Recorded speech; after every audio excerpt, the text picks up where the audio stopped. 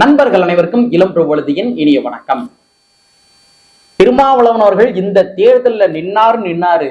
அனைத்து தரப்பு மக்களுமே அவருக்கு தொடர்ச்சியாக வாக்குகள் சேகரிச்சுக்கிட்டே இருக்கிறாங்க.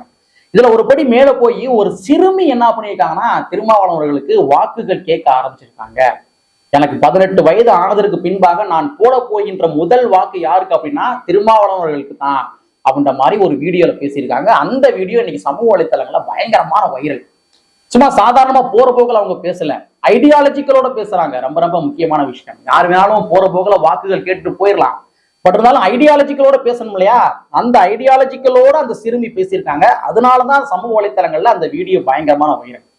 திருமாவளவர்களுக்கு நான் எதற்காக ஓட்டு போடுவேன் அப்படின்ற மாதிரி காரணத்தை அவங்க வாயாலே அந்த வீடியோல சொல்லியிருக்காங்க. அந்த வீடியோ பிளே பண்றேன், நீங்களே பாருங்க. வணக்கம், நான் உங்க கயல். இன்னைக்கு ஒரு சின்ன விஷயத்தை தேடிதான் வந்திருக்கேன். நான் என் ஃப்ரெண்டு கிட்ட இது மாதிரி யாரடியும் ஃபாதர் ஆஃப் அவர் இந்தியான்னு கேட்டேன். அப்ப அவ சொன்னா காந்திஜிடி அப்படின்ட்டு. நான் கேட்டேன், அப்படியாடி, நீ ஒரு தப்பு பண்ற, நீ அதுக்கு கோர்ட்டுக்கு போயிட்ட, உனக்கு யார் தீர்ப்பு சொல்றா அப்படின்னு சொல்லி கேட்டேன். உனக்கு எதிர்கட்சி யாரு அப்படின்னு சொல்லி கேட்கணும். லாயர் டி அப்படின்றா. சரி, இந்த லாயருக்கு எதிரி கரெக்ட் தப்புன்னு தெரிஞ்சிருக்கும்னு நான் கேட்டேன். அவங்க கான்ஸ்டியூஷன் படிச்சிருப்பாங்கன்னு சொல்லியிருப்பான். நான் சொன்னேன், அந்த கான்ஸ்டியூஷனே எழுதுனது என் தலைவன் தான், டாக்டர் பீமாராவ் பாபா சாஹேப் அம்பேத்கர்.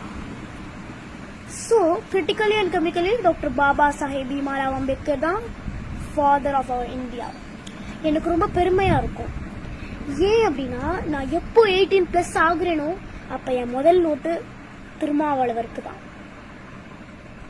எதுக்கு திருமாவளவர் அப்படின்னு கேட்டீங்களா, அம்பேத்கரை முழுசா மனம் புரிஞ்சிருக்கிறவர் அவர் தான். அப்ப மத்திய கட்சிக்காரங்களாம் தெரியாது, ஆனா என் ஓட்டு திருமாவளவருக்கு. வீடியோ பாத்தீங்களா? எவ்வளவு ஒரு ஐடியாலஜிக்கல் நிறைந்த ஸ்பீச் அப்படின்றத பாருங்க. சும்மா சாதாரணமா போற போக்கில் பேசிட்டு போயிருந்துக்கலாம். ஆனா ஒரு சில உதாரணங்கள் சொல்லி, இந்த உதாரணத்தின் விளைவுலாலதான் நான் திருமாவளவர்களுக்கு ஓட்டு போடுவேன் அப்படின்ற மாதிரி அவங்க ஒரு ஐடியாலஜிகளோட பேசியிருக்காங்க. அதான் மக்களே, சில நாட்களுக்கு முன்பாக பாமகவை சார்ந்த ஒரு சின்ன தம்பி பேசலாம். அந்த வீடியோ சமூக வலைத்தளங்கள பயங்கரமான வைரல். அதாவது, எங்க ஐயா மருத்துவர் ராமதாஸ் MBBS படிச்சிருக்காரு, அதனால நாங்க அவர் மருத்துவர்னு சொல்றோம். ஆனா புரட்சியாளர் அம்பேத்கர் அவர்கள், அவன் புரட்சியாளர் சொல்லல, நான் சொல்றேன், அம்பேத்கர் அவர்கள் எந்த காலேஜ்ல MBBS படிச்சாரு, அவர் எதுக்கு நீங்க டாக்டர்னு சொல்றீங்க, இதற்கான விளக்கம் தெரிஞ்சா சொல்லுங்க அப்படின்ற மாதிரி மித்தவங்க நக்கடிக்கிற மாதிரி இவன் தற்குறித்தனமா பேசினான். அந்த சின்ன தம்பி நினைச்சு நான் இப்ப கூட பாவம் தான் படுறேன். ஏன்னா அந்த அளவுக்கு அவன் சார்ந்திருக்கின்ற கட்சி அவங்கள ஒரு தற்குறித்தனமா வச்சிருக்காங்க. அரசியல் தெளிவு அடைந்து விடக் கூடாது என்ற விஷயத்துல தெளிவா இருக்காங்க. யாரு? பாமக. அதனாலதான் அதன் விளைவுனாலதான் அவன் இந்த மாதிரி ஸ்பீச் பேசுறான். அதான் மக்களே, இவன் அரசியல் தேர்ச்சி பெற்றிருந்தான் அப்படின்னா பாமகவை நோக்கி என்னைக்கோ கேள்வி எழுப்பியிருப்பான். நீங்க ராஜ்யசபை MP தானாங்க, எத்தனை முறைங்க நீங்க பார்லிமெண்ட் போனீங்க, எத்தனை முறைங்க போய் எங்களுக்கு ஆதரவா நீங்க பேசுனீங்க, ஏங்க பார்லிமெண்ட்டுக்கே போக மாட்டீங்க, ஒரு எம்பியா இருக்கிறீங்க, எம்பியா எதுக்கு நீங்க இருக்கிறீங்க, பார்லிமெண்ட்டுக்கு போய் மக்களுக்கு தேவையானதை பேசணும்ல, நீங்க பார்லிமெண்ட்டுக்கே போக மாட்டீங்க, பார்லிமெண்ட்டுக்கு போனாதானங்க மக்களுக்கு தேவையானதை பேசுவீங்க, ஏங்க போக மாட்டீங்க அப்படின்ற மாதிரி அரசியல் அறிவு பெற்றிருந்தாங்க அப்படின்னா அவன் என்னைக்கோ கேள்வி எழுப்பியிருப்பான். அவன் மட்டும் கிடையாது, பாமகவை சார்ந்த நபர்கள் எல்லாமே என்னைக்கோ கேள்வி எழுப்பியிருப்பாங்க.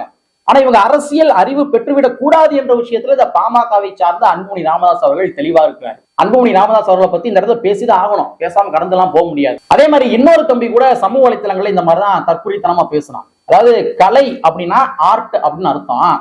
அப்படிங்கிற பட்சத்தில் நீங்க கருணாநிதி அவர்கள் படமா வரைஞ்சிட்டு தெரிஞ்சாரு, இல்ல அவருக்கு நீங்க கலைஞர்னு சொல்றீங்க அப்படின்ற மாதிரி அந்த தம்பியும் கூட பேசிருந்தான். சோ அப்ப எந்த அளவுக்கு இவங்க அரசியல் அறிவு இல்லாம ஒரு தெளிவற்ற நிலைமையில இருக்கிறாங்க அப்படின்றத பாருங்க. இவங்க தெளிவுள்ள நிலைமைக்கு வந்துட்டாங்க அப்படின்னா இந்த மாதிரி இளைஞர்கள் வைத்து அரசியல் பிழைப்பு நடத்தி கொண்டிருக்கின்ற அனைத்து கட்சிகளுமே ஆட்டம் கண்டுவிடும் என்ற காரணத்துக்காக தான் அவங்களுக்கு அரசியல் அறிவை புகுத்துறது கிடையவே கிடையாது. ஆளுநர் வாலியம் நான் உடனே போய் கூட்டிட்டு வந்துருவேன் அப்படின்னா அதெல்லாம் பாசிபிளான விஷயமா கிடையாது. நீட்டுக்கு நான் உடனே கெட் அவுட் சொல்லிடுவேன் அப்படின்ற மாதிரி விஷயம்லாம் பாசிபிளான விஷயமா கிடையாது. ஆனா அந்த மாதிரி வாய்ஜால வார்த்தைகள் எல்லாமே சொல்லி இந்த இளைஞர் பட்டாளத்தை எந்த அளவுக்கு ஒரு சமூக சிந்தனைகள் இல்லாத சமுதாயமா மாத்திக்க இருக்காங்க அப்படின்னு நீங்க பாருங்க. அந்த வகையில முனைவர் திருமாவளவர்கள் ஒரு ஐடியாலஜிக்கல் நிறைந்த சமுதாயத்தை உருவாக்கி இருக்கிறாரு. அதான் யதார்த்தமான உண்மை. ஐடியாலஜிக்கல் நிறைந்த சமுதாயத்தை உருவாக்குறாரு. வாங்கப்பா, இதான்ப்பா ஸ்ட்ரக்சர், இதான்ப்பா கட்டமைப்பு அப்படின்ற மாதிரி ஒரு ஐடியாலஜிக்கல் நிறைந்த சமுதாயமா உருவாக்கி இருக்காரு. அதனுடைய வெளிப்பாடுகள் தான் பல மேடைகள்ல பேசுறப்ப என்ன சொல்லுவாருன்னா, உனக்கு நானா வாக்குவாதத்துக்கு வரமாட்டேன், என்னுடைய ஒன்றிய செயலாளர் அனுப்புனேன், நீ வேணா வந்து வாக்குவாதம் பண்ணிப்பாரு அப்படின்ற மாதிரி தன்னுடைய நபர்கள் மேல நம்பிக்கை வைத்து சொல்வார். ஏன்னா அந்த அளவுக்கு வந்து ஒரு ஐடியாலஜிக்கல் நிறைந்த சமுதாயமாக மாத்தி வச்சிருக்காரு திருமாவளவன் அவர்கள். அது மட்டும் கிடையாது, இந்த நாசர் இருக்கார் இல்லையா, திரைப்பட நடிகர் நாசர் அவர்கள், அவர் கூட ஒரு மேடையில பேசுறப்ப ஒரு விஷயம் பேசினாப்புல தெளிவா சொல்றாரு. இந்த விடுதலை சிறுத்தை கட்சியை சார்ந்தவர்கள் என்ன பண்ணுவாங்கன்னா, சாதாரண ஒரு டீ கடையில் நின்று உலக அரசியல் பேசி இருப்பாங்க. அவங்களுக்கு சாதாரண மனுஷராங்க, அவங்க சாதாரணமாக ஒரு டீ கடையில் நின்று உலக அரசியல் பேசி இருப்பாங்க அப்படின்ற மாதிரி வந்து புகழாரம் சூட்டியிருந்தார். ஏன்னா அந்த அளவுக்கு வந்து டீச் பண்ணியிருக்காரு, தன்னுடைய மக்களுக்கு வந்து டீச் பண்ணியிருக்காரு, தன்னுடைய கட்சியினருக்கு வந்து டீச் பண்ணியிருக்காரு. இவங்கள மாதிரி தற்குறித்தனமான பேசுறது சொல்லி கொடுக்கல, பிற சமுதாயத்தை போய் அடி இந்த மாதிரி வந்து தவறான கற்பிதங்களும் கற்பிக்கவே இல்லை. அவருடைய சிந்தனை போக்குகள் எல்லாம் என்ன, அடங்கமறு, அத்துமீறு, திமிரியலு, திருப்பியடி. அடங்கமறு அப்படின்னா ஆதிக்கம் யாரெல்லாம் செலுத்துறாங்களோ அந்த ஆதிக்கம் செலுத்தும் நபர்களுக்கு எதிராக அடங்க மறுத்துடைய ரைட்ஸை நீ பேசு அப்படின்னு அர்த்தம். ஆனா இந்த வசனங்களே வந்து தப்பா நிறைய பேர் சித்தரிக்கின்ற வேலையெல்லாம் ஈடுபட்டிருப்பாங்க. அதெல்லாம் அவங்களுடைய சனாதன சங்கித்தனங்கள். சோ திருமாவளவன் அவர்கள் ஒரு ஐடியாலஜிக்கல் நிறைந்த சமுதாயத்தை உருவாக்கி இருக்காரு. இப்ப ஓபிசி மக்களுடைய இடஒதுக்கீடு பறிக்கப்பட்ட பொழுது முதல் ஆளாக குரல் எழுப்பிய நபர் யாரு, முதல் ஆளாக போராட்டம் நடத்திய நபர் யாரு, திருமாவளவன் அவர்கள். அவர் தான் ஃபர்ஸ்ட் போராட்டம் பண்ணாரு. சோ இந்த ஓபிசி சமுதாய மக்களுக்கு ஆதரவாகவும் பேசுகின்ற ஒரே நபர் யார் பார்த்தீங்கன்னா திருமாவளவன் அவர்கள் தான். யார் யாரெல்லாம் வந்து பிஜேபியோட கூட்டணி வச்சிருந்திருக்காங்களோ அவங்கெல்லாம் வந்து அவங்களுக்கு தெரியும் இல்லையா, ஓபிசி மக்களுடைய மருத்துவ மத்திய தொகுப்பை இடஒதுக்கீடை பறித்த நபர்கள் யாருன்னா பிஜேபி அப்படின்ற விஷயம் அந்தந்த கட்சி தலைவர்கள் தெரியும் இல்லையா, பாமக தெரியும் இல்லையா. ஆனா பாமகவோட கேள்வி கேட்கவே இல்லை, ஆனா திருமாவளவன் கேள்வி கேட்டாரு. அப்ப என்னன்னா இவங்க பொது வழியில பேசுறப்ப இந்த மாதிரி எங்க தலைவர் வந்து ஓபிசி மக்களுக்கு ஆதரவாகவும் பல இடங்களில் குரல் எழுப்பியிருக்காரா. திருமாவளவனுடைய நாடாளுமன்ற ஸ்பீச் எல்லாத்துமே ஃபிங்கர் டிப்ல வச்சு பேசுவாங்க. யாரு, விடுதலை சிறுத்தை கட்சியை சார்ந்தவர்கள் அவருடைய நாடாளுமன்ற உரைகள் எல்லாமே ஃபிங்கர் டிப்ல வச்சு பேசுவாங்க. அந்த அளவுக்கு வந்து ஒரு அரசியல் தெளிவை பூத்தி வச்சிருக்கின்ற நபர் திருமாவளவர்கள் தன்னுடைய மக்களுக்கு மீன்ஸ் என்னன்னா தன்னுடைய கட்சியை சார்ந்தவர்களுக்கு. சோ இந்த இளைய தலைமுறைகள் வந்து எந்தெந்த திசையில போய்விடுமோ அப்படின்ற மாதிரி ஒரு சில ஏக்கங்கள் எல்லாமே நமக்கு எல்லாம் இருந்துச்சு.